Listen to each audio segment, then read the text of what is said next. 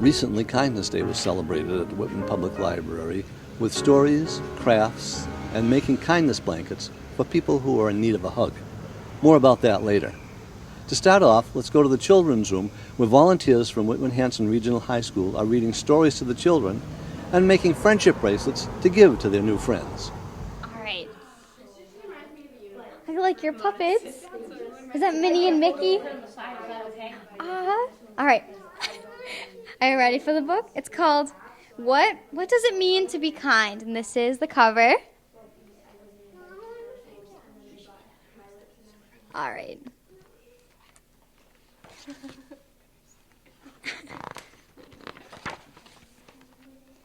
What does it mean to be kind?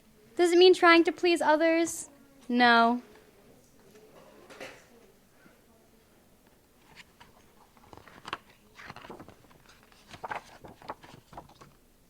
Does it mean giving gifts expecting something in return? No.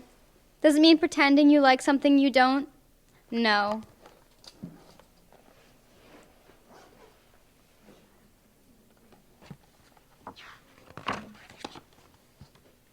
Being kind means smiling at the new student in class.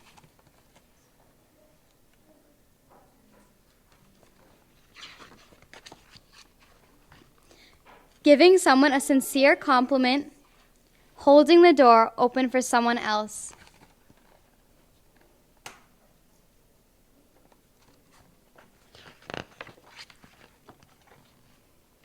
Sticking up for someone who is being bullied.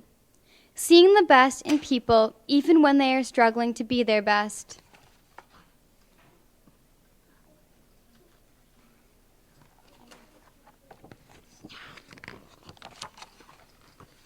Forgiving someone who has hurt you. Helping an injured or lost animal.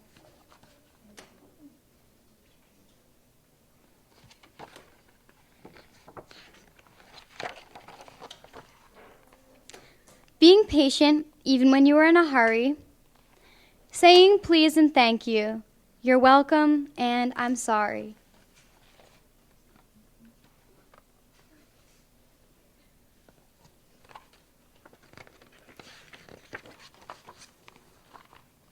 Celebrating differences in others.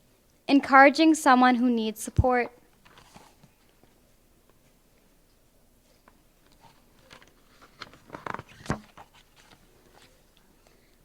Picking up trash that isn't yours, allowing yourself to make mistakes and to learn from them.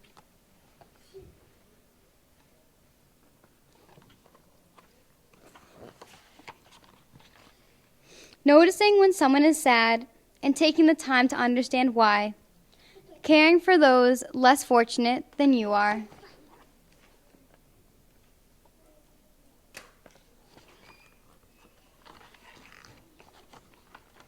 Being kind means having the courage to treat others the way you like to be treated.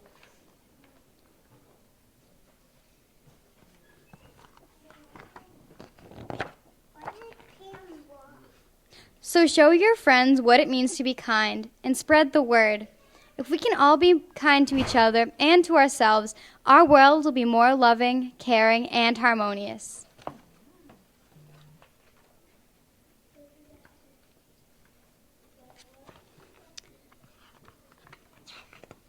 All right, and it looks like that is the end of What Does It Mean to Be Kind?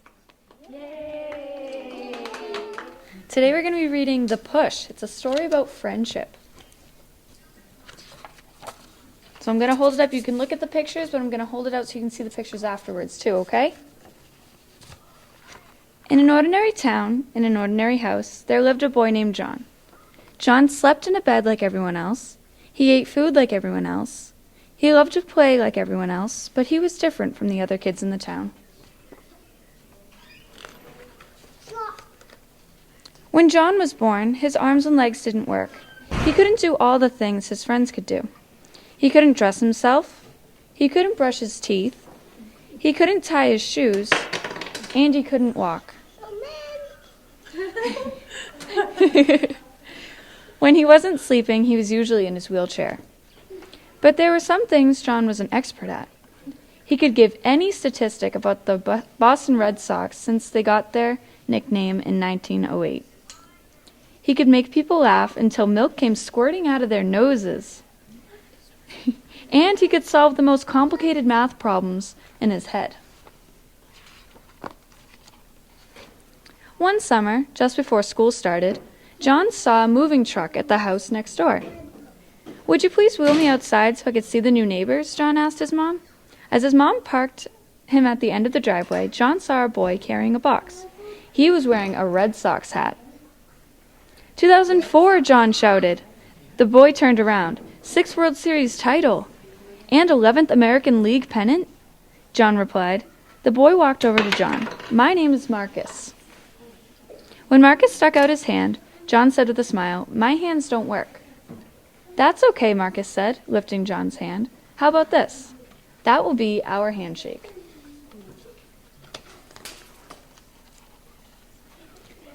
In no time, Marcus and John were best friends. They were in the same class at school. When John wasn't helping Marcus with his math homework, they watched baseball games together or played chess. Marcus moved John's pieces for him, but John still always won. Sometimes they explored the neighborhood, with Marcus skateboarding behind John's wheelchair. One day at recess, when the leaves were starting to crunch under John's wheelchair, their classmate Timothy handed out invitations to all the boys in the class. Marcus opened the envelope for John so he could read it. "You're invited to my birthday party on Friday. Come to my house at 6 o'clock for pizza, cake, and ice cream." Doesn't that sound like fun? "We should go," Marcus said. "I'm not sure," John looked down. "I can't feed myself." Marcus shook John's hand just like the first day they met. "If you don't go, who will make us laugh until our sides hurt? Besides, I can feed you."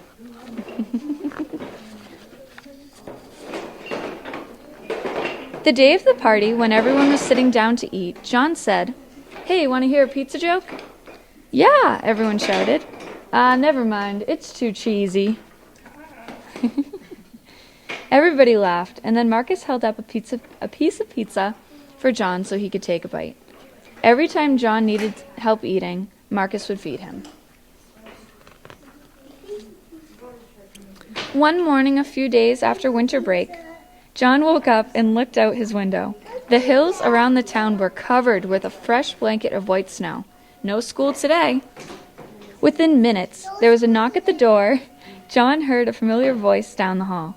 "Want to play in the snow?" Marcus asked. "Yeah, let's go sledding on the hill down by the school. But it will be a while before my mom can get me ready." "That's okay," Marcus said. "I'll do it." "Great," John nodded at the closet. "My coat is the green one." "Got it. Gloves? Check. Boots? Check. Hat? Check." "Okay, I think we're ready," John said. "Hey, do you know what snowmen eat for breakfast?" John asked as Marcus helped him into his wheelchair. "I've no idea. Tell me." "Frosted Flakes." Marcus was grinning as they left the house. The trek to the hill was slow but worth it. They spent the day zipping down Marcus's sled and trudging up again until patches of grass dotted the white hill. Back at John's house, Marcus built a snowman in the front yard. "What did one snowman say to the other snowman?" John asked. Marcus smiled and shook his head. "Tell me." John took a long sniff. "Do you smell carrots?" Marcus erupted in laughter. "That's your best one yet." "This is the best snow day yet," John said. Whenever John wanted to play in the snow, Marcus would dress him. One warm Saturday, the neighborhood kids were outside playing baseball in the park. John kept the stats, but they took a break between innings. Ben announced, "Hey, we got a new TV. Mom says we can have a movie night at my house." The boys buzzed with excitement. Ben had the best movie-watching room in the town, complete with beanbag chairs and a popcorn machine. John looked at Marcus. "Are you going?" "Only if you go." "But they have all those stairs," John said. "I'll carry you," Marcus said. That night, all the neighborhood boys gathered at Ben's house, including John. They watched the movie, ate popcorn, and talked about the lineup of Red Sox pitchers for the season. Whenever Ben had a movie night, John would go and Marcus would carry him.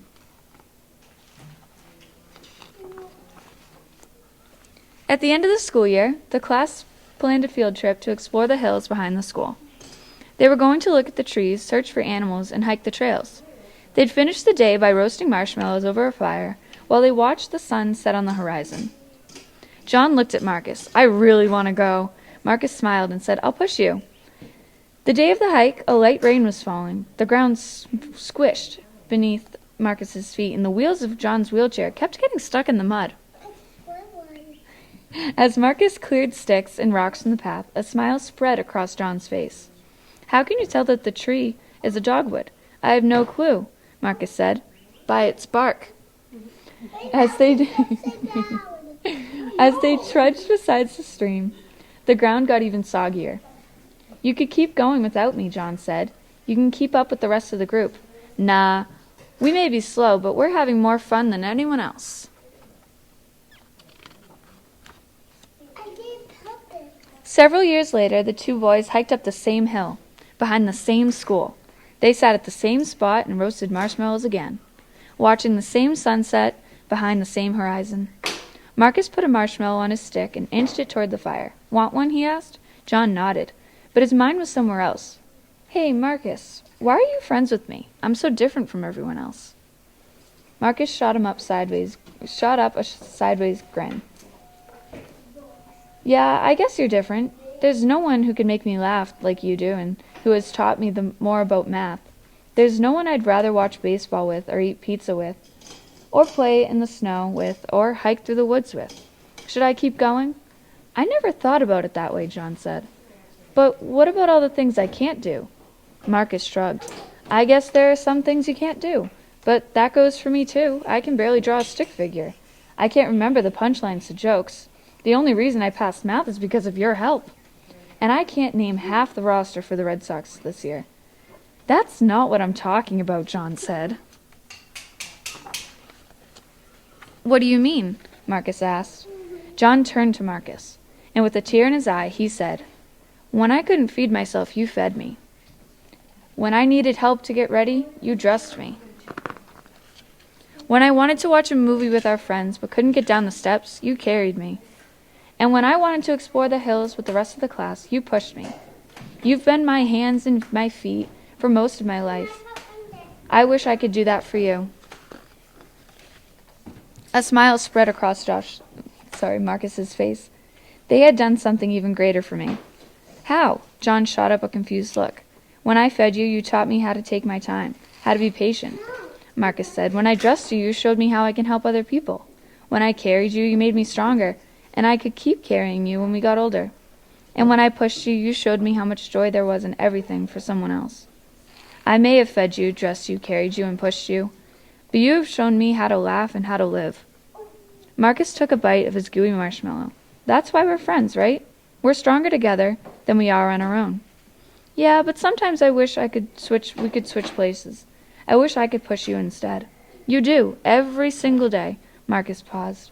"I push you in your wheelchair, but you push me to be a better person." Marcus shook John's hand, just the way they had on the first day they met, and they ate another marshmallow. Spread love everywhere you go. Let no one come to you without leaving happier. Be devoted to one another in love. Honor one another above yourselves. The end. Thank you. That was a cute story. I like that one. Do we have another? This is Strictly No Elephants.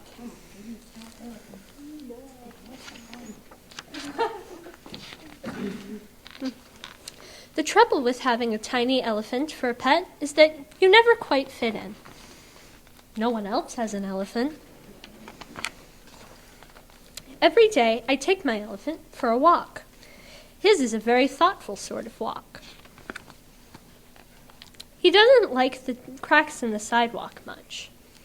I always go back and help him over. That's what friends do, lift each other over the cracks.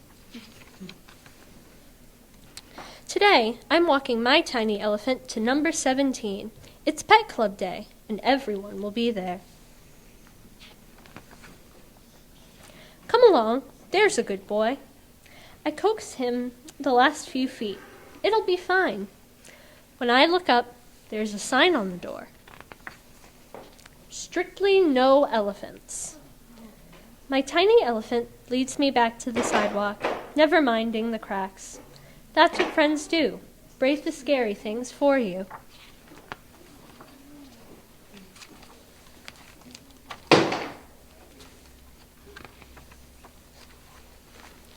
Did you try to go to the pet club meeting too? The girl asks. Yes, I say, but they don't allow elephants. The sign didn't mention skunks, the girl says, but they don't want to play with them either. They don't know any better, I tell her. He doesn't stink, the girl adds. No, he doesn't, I agree. What if we start our own club? Come along, I say, making certain that my tiny elephant follows me, because that's what friends do, never leave anyone behind.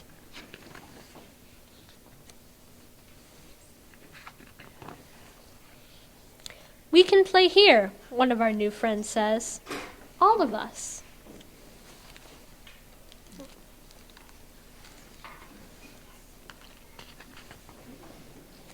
So we paint our own sign.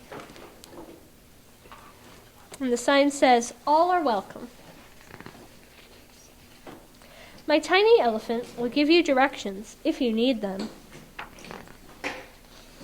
Because that's what friends do. And that's the end.